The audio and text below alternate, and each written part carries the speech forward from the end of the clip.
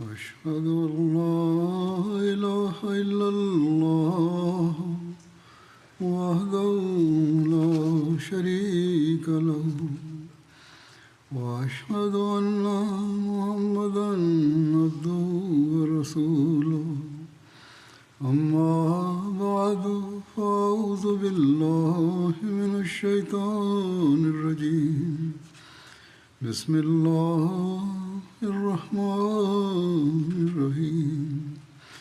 الحمد لله رب العالمين الرحمن الرحيم مالك يوم الدين إياك نعبد وإياك نستعين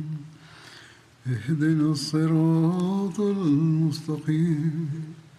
صراط الذين أنعمت عليهم غير المغضوب عليهم ولا الضالين。ある遠征の出来事において、ハズレット・ホベーが殉教したことについて述べていましたが、それのさらなる詳細についてですね、これは杭に縛り付けられて殉教させられた最初の共有でありました。そしてアラマ・イブネ・アシールの彼は歴史家でありますけれども、ハズレット・ホベーブは神様のために杭に縛られた最初の共有であったとされています。またある伝承によりますと、クライ種族はホベーブにこう言ったとされています。もしイスラムをやめれば、あなたの命を、救ってあげると。しかし、やめなければ殺すと脅されましたが、ハズレット・ホベーブはこう言いました。神様の道のために命を捧げることは何の大事ではないと。そしてこう祈りました。神よ、私のサラームを預言者まで届けてくださいと。そして聖なる預言者サラッサラムに私のサラームを伝えてください。そして、今私が会っていることについて、彼に知らせてあげてくださいと祈りました。またある伝承によりますと、ある日聖なる預言者サラッサラムは教友たちと共に、座っていましたが、その時、啓示を受ける際になる状態に彼はなり、そして次のように言ったとされています。つまり、彼に祝福あれ、そして多くの平安が彼にありますよ。そして聖なるゲシャサラッサラムからこの啓示の状態から逸脱すると彼はこう述べました。今、大天使ガブリエルがハバエブのサラームを私に伝えたと。そして暗い種族、不信者たちは彼を殺害したと。そして暗い種族は、バドルの、戦いにおいて、死んだそれぞれの遺族たちをホベーブを殺害する際に集めて、一人一人に槍を渡して、彼らは順番にハズレット・ホベーブを、刺していきました。そしてハズレット・ホベーブは杭の上で非常に苦しみながら、そしてカーバの方に向き、そしてすべての称賛がアッラーにあり、そして私の顔を、キブラの方にしてくれた神様に賛美あれと。そして、不信者たちはフウェーブを殺害したのです。これからわかることは何かと言いますと、暗い種族はまず、フベーブを順番に刺していき、とてつもない苦痛を与えた後殺害したということです。ボハーリーの伝承によりますと、ハズレット・フベーが自分の死を読み終わると、ウッバビム・ハリスが彼の元にやってきて、フベーブを殺害したとされています。ウッバベン・ハリスの故障はアブセラとなでありました。そしてまた別のいくつかの伝承によりますと、アブセルはウッバベン・ハリスとされています。その時彼はまだ幼く、彼は槍を持たされて、マールベン・アスラが彼の代わりに刺したとされています。いくつかの歴史家は、子供手に槍を渡したが、力を入れたのが別の大人だとされています。いくつかの学者たちはアブセルは別の人物であるウッバブン・ハリスは兄であったとされています。アブ・メイサラが刺したとき、ちゃんと刺さらずアブセルワが前に進み出て殺害したとされています。ファタ・メッカ征服時の際にムスリムになった彼によりますと、私はまだ幼く、アブ・メイサルが私の手に槍を持たせて、そして自ら私の手を持ってホベーブを刺したと述べています。メザバシーレムサーはこの出来事について次のように述べています。この暗い種族の敵対心の前に慈悲というものは何の価値もなく、バヌハリスの人々は、また別の暗い種族のリーダーたちは、ホベーブを殺害し、そしてそれを祝うために、彼を野原に連れて行きました。そしてホベーブはもう殉教の時が近いと悟ると、暗い種族にこう頼みました。私を殺す前に2つの礼拝をさせるようにと言いました。すると彼らはこれも自分たちの一部、許可を与えて、そしてハドルト・ホベーブは2つのラカテ礼拝を捧げました。そして彼はこう言ったのです。私はこの礼拝を長くしたかったですが、しかし、あなた方が私が死を恐れるあまり、礼拝を長引かせていると思わせたくなかったので、彼は、礼拝を捧げました。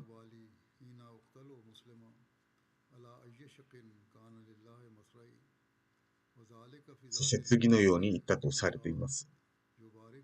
私がイスラムの道のために、そしてムスリムの状態で殺害されます。しかし私がどこに倒れようが、それは、重要ではなく、すべては神様のためであり、神様が望めば私の八つ裂きされた体に祝福を授けてくれると。そしてフベーブがまだこの詩を読んでいるときに、ウッバベン・ハリスが前に出て彼を刺し、そしてこの人は倒れたのです。そして暗い種族はフベーブを一つの木に縛り付けて、そして徐々に槍で刺しながら殺害したともされています。ハズレット・ムスリム・レダランはこれについてこう述べています。彼の死が近づくとフベーブは私に2つのナファルをさせてくださいと言い、暗い種族はそれを認めて、フベーブは皆の前でこの世界における、最後の崇拝、礼拝を捧げた後、彼はこう言いました。私は自分の礼拝を長引かせたかったが、しかし、暗い種族は私が恐怖のあまり時間稼ぎをしていると思わせたくなかったので、彼は自分の首を差し出し、そして次のような詩を読んだとされています。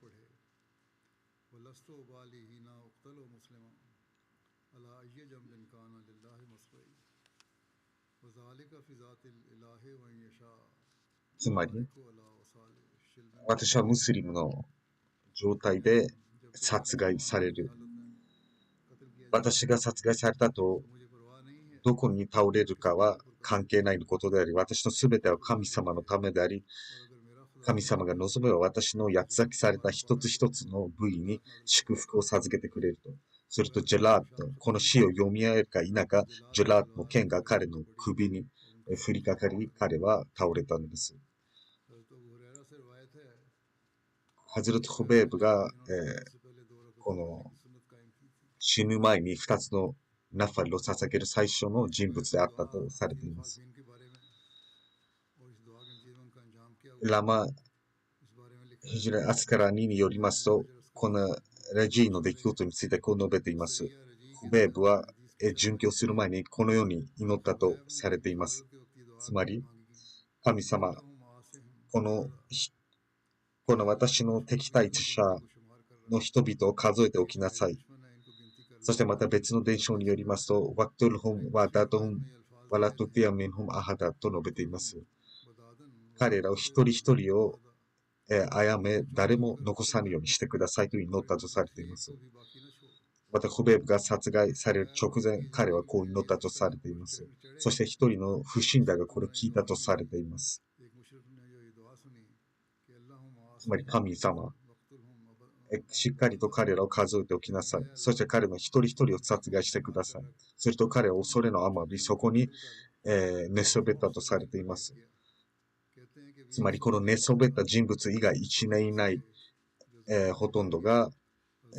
亡くなったとされています。死んだとされています。しかし、これは証明されていることではありません。他の歴史書も参照すると、1年も経たずに亡くなったというのは証明できません。しかし、ほとんどが殺害されたのは事実だ。あるいは殺害されたか、メッカ征服時までにほとんどがイスラムを受けたとされています。ですから、このフベーブのお祈りはこのように叶ったのです。つまり、殺害した人もいれば、イスラムという恩恵を受けた人といます。ある歴史家によりますと、この偶像崇拝者たちは、フベーブの口からこの呪いを聞くと彼らは恐れおののき、このフベーブのこの祈りは絶対叶えられると思い始めたのです。そこにいた一人の人物はムスリムではありませんでしたが、私はこのフベーブの呪いを聞いたとき、この呪いが私たちを誰一人も生かしてはおかないということに気づき、彼らは自分の耳に指を入れて逃げ出した人たちもいました。そして人々の後ろに隠れるように、お互いに後ろに隠れるようにしたのです。つまり呪いの効力から逃れるために、彼らの何人かは地面にひれ伏した人もいます。つまりこの呪いが降りかからないように、こうすれば降りかからないと思っていたのです。彼らの慣習は、誰かが誰かに対して呪いを払えれば、ひれ伏せばその呪いはかからないということが信じられていたからです。ある人物は自分のイスラムを受け入れる前に出来事によりますと、私も自分の父と一緒にその場に行きました。そして私の父はフベーブのこの呪いから非常に恐れおののき、私を地面に寝かせて、私がひれ伏し、私はその時怪我もしましたが、加えてベン・アブドゥル・ウザはメッカの征服時にムスリムになりましたが、彼によりますと、フベーブのこの呪いを聞いた瞬間に私は自分の指を耳に入れて逃げ出し始めました。彼の呪いのこの言葉が私の耳に聞こえないようにしたんです。ハキン・ベン・ヘザームによりますと、私はフベーブの呪いを恐れて木の後ろに隠れました。ジュベール・ベン・ウテムによりますと、私はその日、フベーブのこの呪いを聞く努力はありませんでしたし、私は、恐れて人々の後ろに隠れていました。ノーフェルベン・モアビア・ディリーによりますと、彼はメッカ征服時にムスリムになりましたが、彼によりますと、あの日私はフベーブが呪いをした日、その場にいましたが、彼の呪いによって私たち誰一人も、生きてはいけないということを確信し、私はすぐに地面にひれ伏しました。この暗い種族はこの呪いは語り草になり、1ヶ月以上、人々はこの呪いをずっと恐れていたのです。そして様々な見解を示していたのです。またもう一つの伝承によりますと、この集まりの中にサイード・ベン・アーテルがいました。後に彼はムスリムになりましたが、そして彼はハズレット・ウマルのカラファットの時代目に、彼はフベーブのその出来事を思い出すと、彼は鳥肌が立ってしまうような状態だった。サイード・ベン・アーベル、彼によります。ハズレット・ウマルのカラファットの時代に彼はシリアのある地域の、長に首長に任命されましたが、彼はその出来事を思い出すと鳥肌立ち、恐れおののいてしまいます。人々は彼に、ハゼルト・ウマルに苦情したとされています。この人は病気であるかもしれないと。ハゼルト・ウマルは彼に聞きました。ある日、あなたは何か病を患っているのですか？彼はこう言いました。アミールのモメに、私は何の病気も持っていません。しかし私は、ハズレット・フベーブが殺害されるときにその場に私もいたのです。そして私はそのハズレット・ホベーブの呪いを思い出すと、いても立ってもいられなくなるのですと述べたとされています。聖なる預言者サラッサラムはハズレット・ホベーブの遺体を取り戻すためにある部隊を派遣したことについて、クライ種族は彼の死体がそのまま杭に残された状態、そしてどんどん腐敗させていくために、その場に40人の部隊を任命したと言います。しかし、ハズレット・メクダーとハズレット・ズエベン・アマーモル・メッカに向かわして、ハズレット・ホベーブの遺体を何とか回収しようと努めたのです。どうやら神様が聖なる預言者に知らせたかもしれません。ある伝承によりますと、聖なる預言者はサラサラこう言ったと述べています。あなた方の中で誰がホベーブを杭から下ろすのか。そうすれば、その人には天国が約束される。ハズラット・アワンはこう言いました。私とミクダード・ベン・アスワッ私たちがこの任務を全うしましょうと言い、彼らは現場に到着し、ハズラット・ホベーブの遺体を発見して40人がそれを守っていましたが、その時彼らは眠っていました。すると彼らはフベーブを下ろして、これはハズレット・フベーブの殉教の40日後の話です。ハズレット・ズベールはハズレット・フベーブの遺体を馬に置いて出発しました。そして不信者たちが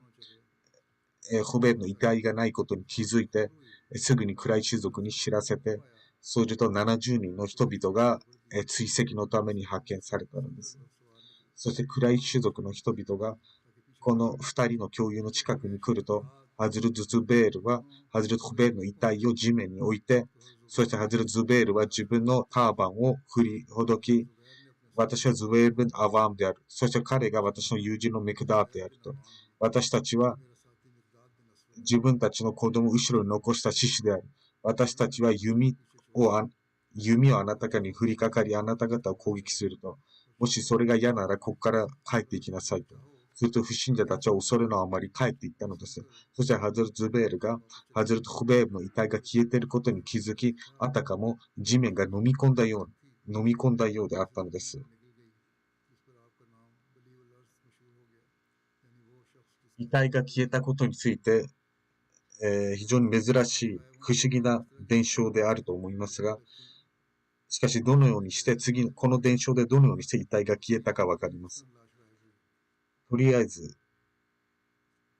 ハズル・ズベールは、そしてハズル・メクダーをいかに天使たちが誇ったかについて、ハズル・ズベールとハズル・メクダートは聖なる預言者の元メディナに到着すると、その時聖なる預言者サラサラの元には大天使ガブリエルがいました。ガブリエルはこう言います。ムハンマドよ、サララサラ。あなたのこの二人の共有に関しては、天使たちも非常に誇りに思っていると。また、別の歴史書によりますと、ハズルト・フベーブの遺体を回収されているのに別の部隊が派遣されたとも言われています。ある時、聖なる預言者サラサドンは、ある共有を、遺体を回収されたのに派遣しました。彼によりますと、私は、杭に登って、私はハズレット・フベーブの遺体を、振りほどくと、ハズレット・フベーブの遺体は地面に下ろされました。するとそこに遺体は地面に下ろしましたが、遺体は消えてしまい、あたかも地面が飲み込んだようです。これもちょっと誇張された表現されるかもしれませんが、歴史書にはこのような伝承があります。また別の伝承によりますと、ハズレット・ジョバール・ファカランサリと共にある教諭は派遣されて、クライ種族がこの二人を追跡すると、ハズレット・ジョバールは、この遺体を高所に、投げて、その遺体は消えたのです。私が述べたように、これについては様々な伝承があるので、この伝承が一番正しいと思います。つまり追跡されたとき、つまりハズレ・ジョバールがその遺体を川に投げ込んだというものです。そしてその川はその遺体を流してどこかに、行ってしまったということです。川の水が、強くなり速くなり、遺体を運んでしまうということはあります。このようにして不信者の手からその遺体は守られたのです。つまり地面が、消したと、地面が流し去ったということです。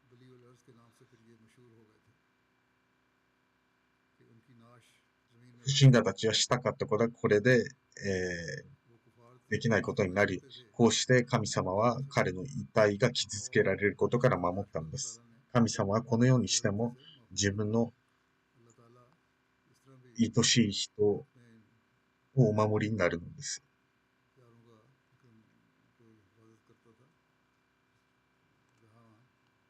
私も前回似たような、出来事を述べました。ミツバチを通じて遺体を守ったと。これがこのような人々であり、彼らは神様を愛する人であり、神様のために様々な犠牲を払う人であり、神様もそのことをしており、亡くなった後も彼らの遺体をこのようにして守ったのです。この出来事はここで終えたいと思います。私はお祈りについて何回も呼びかけていますが、パレスチナ人の人々のためにお祈りしてください。状況は極限に達しています。ラファの攻撃についてアメリカは何度もこれがレッドラインであると言っていますが、このレッドラインの基準が何ならあるかはわかりません。また、無数の人々を殺めることでしょう。どうか神様がこのような残酷な人たちからお守りし、パレスチナ人たちを救うように、スーダンの人たちのためにお祈りしてください。スーダンでは同じ国の人が同じ国の人を殺めています。ムスリムがムスリムを殺めているような状況であり、どうか神様が彼らに理解を授けるように。そして神様の災いから彼らが守られるように。そして神様の教えを守るような人々になる。イエメンで捕らわれている人たち、アハマディア信者のためにお祈りしてください。パキスタンのアハマディア信者のためにもお祈りしてください。状況がアップダウンしている状況であり、そしてイードが近づいているので、彼らはもっと勢いづくでしょう。一人一人のアハマディが全ての目論見から守られるように、そして囚われている人たちが早く解放されるように、私は金曜説教の後、葬儀礼拝を引率したいと思います。まずは、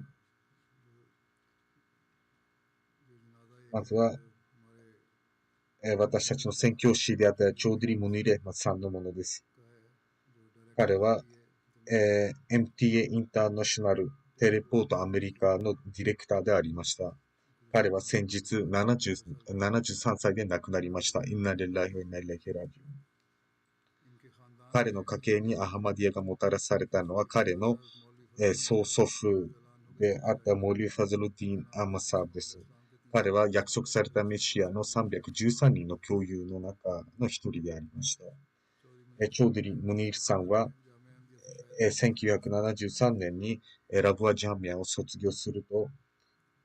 その後パキスタンの様々な地域で宣教師として務めていました。そして彼は、モテム、ホダムレミアとしても務め、そして彼は1981年から1990年にアメリカに派遣されて、彼は戻ってきましたが、1994年に再びアメリカに派遣された後、亡くなるまでずっとアメリカでアハマディア教会に奉仕を続けました。彼は MTA テレポートアメリカの設立のために尽力しました。まずは、始まりは、トランスミッションをする小さなスタジオしかありませんでしたが、それが徐々に拡張し、そして北米のための一つのテレビ局が MTA が設置されて、私は彼をディレクターとして任命しました。そして彼は非常に武力家であり、そして技術面においても彼は独学で、もちろんその何か学位など専門のコースをしたわけではありませんでしたが、彼は独学でそれを学び、このテレポートの仕事を非常によく運営してくれました。そしてあらゆる面から技術面においても非常に高水準を保っていました。遺族には、彼の奥様と一人の息子と二人の娘がいます。子供たちによりますと、彼はすでに神様、信頼、信用しており、どんだけ難しい時があっても、ドアで乗り越えていました。彼はよく言っていたのは、できることはできる限りして、あとは神様に委ねるべきだと。また彼はよくおもてなしをして、常に家は様々な客人をもてなっていましたし、カラファタとの関係を深くするようにと子供たちもよく説いていました。彼の子供によりますと、彼は病を患っていたため入退院を繰り返していましたが、入院中も MTO のために勤めていました一人の宣教師として、ワクフェ・ゼンドゥキとして模範的な存在でした。メルザ・マクブール・エマさん、アメリカ支部の代表によりますと、彼の本当に大きな特質の人は、自分の部署をよくするためだけではなくて、自分のあらゆる時間を、あらゆる知識をジュマートの他のためにも費やしていたのです。他のジュマートの奉仕においても、私に快く協力してくれて、ジュマートの利益のためなら、いかなることであってもすぐにジュマートに知らせて、よりよく奉仕してくれていましたし、ジョマート・ナザームにも協力的であったのは彼の言動、行動を通じてわかります。そして彼はカラファットの真の従者であり、カリフの言うこと、一つ一つの言うことを常に実践していました。私は常に彼が、カリフが望んでいることを尽力していたことがわかります。ブルキナファソ支部の代表によりますと、彼の幼馴染の親戚でもありますが、彼は幼い時、病を患ってしまい、死が間近でありました。彼の地域にはその時、モラナ・ラジキさんが宣教師として勤めていましたが、彼の母親はモルビ・ラジキさんのところへ行き、自分の子供を彼に抱っこさせても彼の死が近づいていますと言いました。モルビ・ラジキさんは、彼はすぐ良くなる。でも彼をワクフにさせてくださいと言ったのです。このようにして彼は、その約束母親を守り、彼をワクフにしたのです。彼曰く、私やアミールさんは、スーレ・ファテアをよく朝の集会で読むようにと指示されて、唱えていました。シャムシャード・ナスルサという宣教師さんによりますと、一人一人が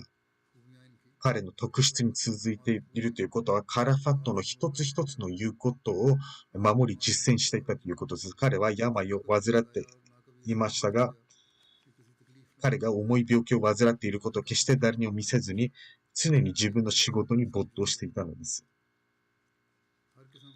様々な問題に関して深く関与して、そして宣教師たちにも様々なアドバイスを与えていました。彼は本当に様々なことを実践して、おもてなしもよくして、自分の友人たちにも気前よく接していました。一人一人と微笑みながら会い、非常に寛大な人物でありましたことと同時に彼は努力家でもありました。神様は本当に彼に様々な才能を授けて、宣教師で彼はありましたが、4代目カリフが彼をアースステーション、彼は独学で一つ一つのことを学び、そして非常に大きな成功をもたらしたのです。新しい衛星テレビを設置される事業が始まると、そこからアメリカにトランスミッションできるように、その時、関係局から許可が必要であり、そこからインスペクターが認可を与えずに書類にサインをすることはありませんでしたが、その時彼はハズールに手紙を書いて、私は努力を続けてください。神様が何とかしてくれるでしょうと返答しました。するともう一人のインスペクターがやってきて、彼はガーナ出身の人であり、彼がジョマートの教会の名前を聞くと、私もアハマディア学校で、学問を収めたと言い、書類にサインをして認可が与えられたということです。これも神様の特別な助けがあり、彼の努力とお祈りによって、実がなったということです。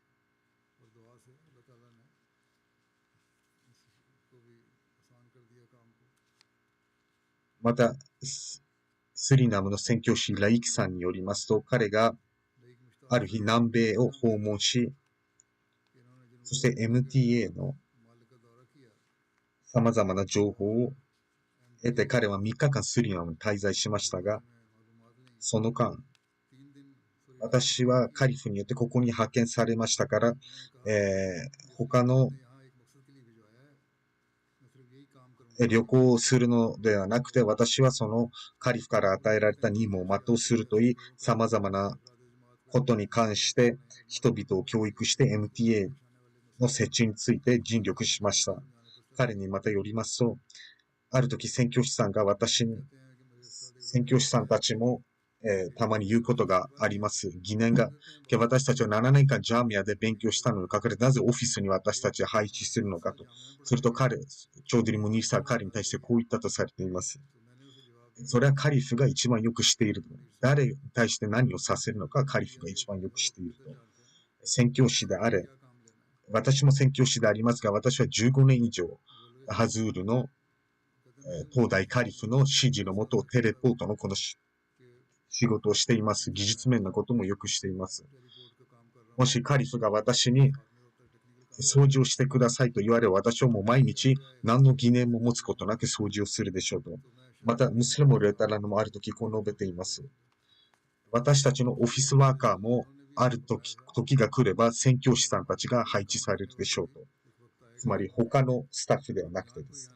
ですから、そのことはもうすべての宣教師は何をどのようにするか、それは東大カリフの決めることであり、いかなる形態の奉仕も、奉仕のために準備しておくでです。もちろんジャミアで、得た宗教知識を、うまく活用すべきです。ガレブハンという USA のアメリカの MTA のスタジオの局長によりますと、彼は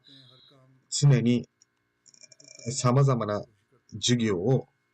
自分でしていましたし、様々なことに目を配っていました。スタッフである、掃除面である。そして常に彼はどのようにしてより良くするかということだけに没頭していました。また自分の同僚たちにも非常に寛大で寛容な態度で接していました。しかし本当に、素晴らしい決意をめった人です。メザ・アフザルさんによりますと、私は彼を56年間知っています。私たちと共にアメリカに派遣されてきて、彼は本当にカラファットに全てを捧げた下で1974年に囚われたこともありましたが、非常に誠意と愛情を持って仕事をしており、彼の仕事のやり方も非常に整ったものである。彼はカラファットのスルタンのナシールであったの。またザファル・サルワルさんもそう述べています。彼はアメリカにおいてテレポートの事業が始まったとき、MTA で4代目カリフの要望、彼は技術的なことであるから、エンジニアを一つ派遣してくださいと言いましたが、4代目カリフは彼に自らエンジニアになるようにと、彼に指導し、そして彼は独学で全てを学び、本当に素晴らしい技術を身につけて様々なことをなすようになったのです。彼は29年間 MTA に奉仕して、彼は長い間心臓の病を患っていたにもかかわらずです。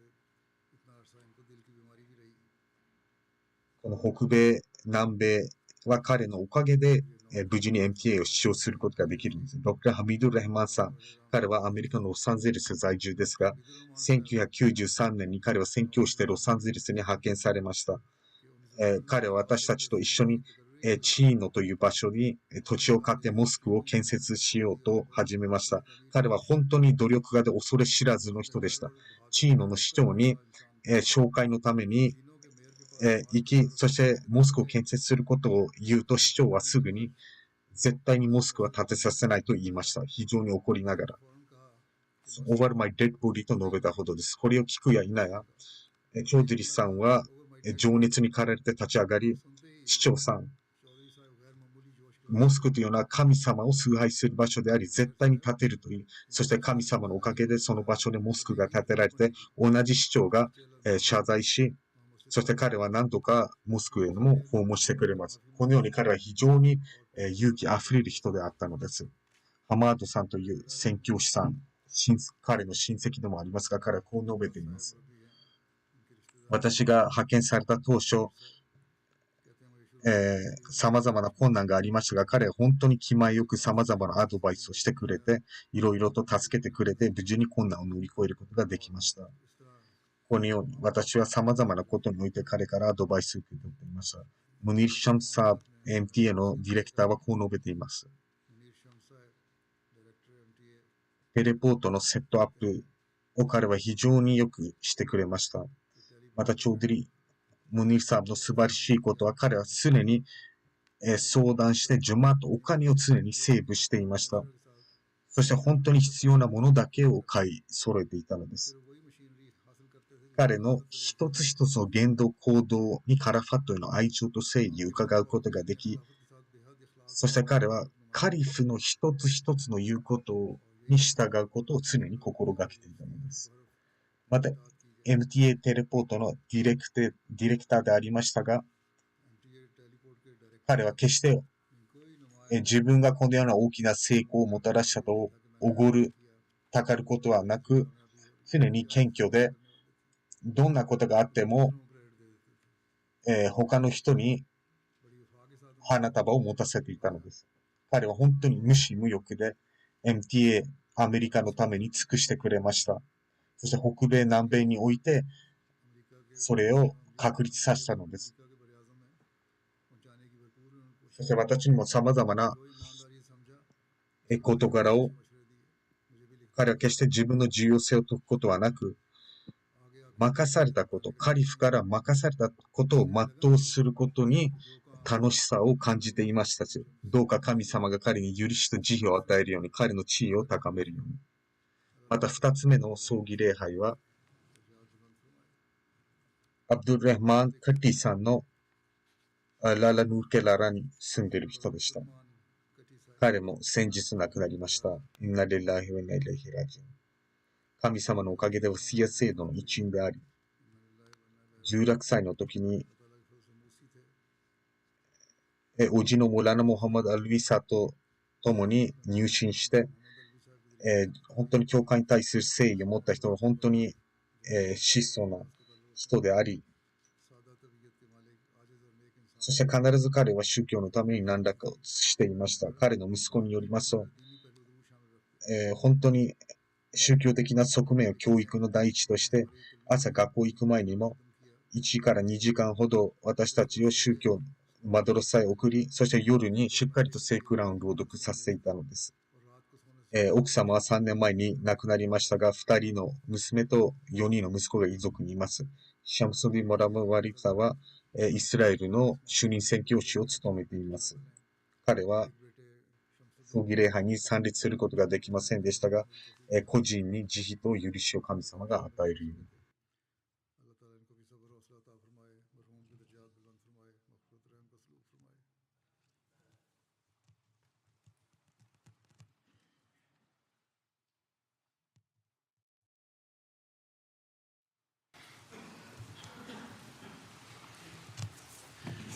الحمد لله الحمد لله نحمده ونستعينه ونستغفره ونؤمن به ونتوكل عليه ونعوذ بالله من شرور أنفسنا ومن سيئات أعمالنا من يهده الله فلا مضل له ومن يضلل فلا هادي له ونشهد أن لا إله إلا الله ونشهد أن محمدا عبده ورسوله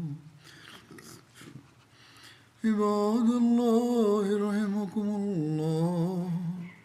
إن الله يأمر بالعدل والإحسان وإيتاء ذي القربى وينهى عن الفحشاء والمنكر والبغي يعظكم لعلكم تذكرون